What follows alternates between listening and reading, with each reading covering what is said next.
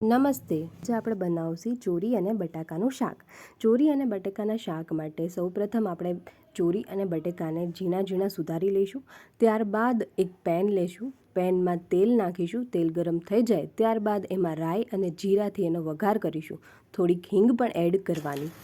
ત્યારબાદ તુરંત જ ચોરી અને બટાકાને એમાં નાખી દેવાના. ચોરી અને બટાકા સતળાઈ જાય ત્યારબાદ એમાં બધા મસાલા જેવા કે હળદર, મરચું, ધાણા જીરું પાવડર, સ્વાદ અનુસાર મીઠું એડ કરવાનું અને થોડી ખાંડ પણ તમે એડ કરી શકો છો.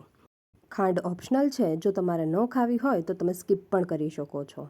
બધા જ મસાલાને સરખી રીતે મિક્સ કરી દેવાના અને થોડી વાર માટે ઢાંકીને એને ચડવા દેવાનું. 5 મિનિટ પછી તમે જોશો તો તમારા ચોરી અને બટાકા એકદમ સરસ રીતે બાફાઈ ગયા હશે અને એનો ટેસ્ટ પણ ખૂબ જ સરસ આવતો હશે. હવે એમાં નમક ટેસ્ટ કરી લેવાનું. જો તમને ઓછું લાગતું હોય તો એમાં થોડુંક વધારે એડ કરી દેવાનું. ત્યારબાદ એમાં આપણે ટમેટાં એડ કરીશું. ટમેટાં છે એ શાકનો ટેસ્ટ છે એ બમણો કરી દેશે.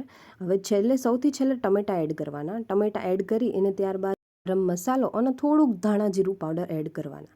તો તૈયાર છે આપણું ચોરી બટાકાનું શાક. તમે મને જરૂરથી જણાવશો કે તમને કેવું લાગ્યું.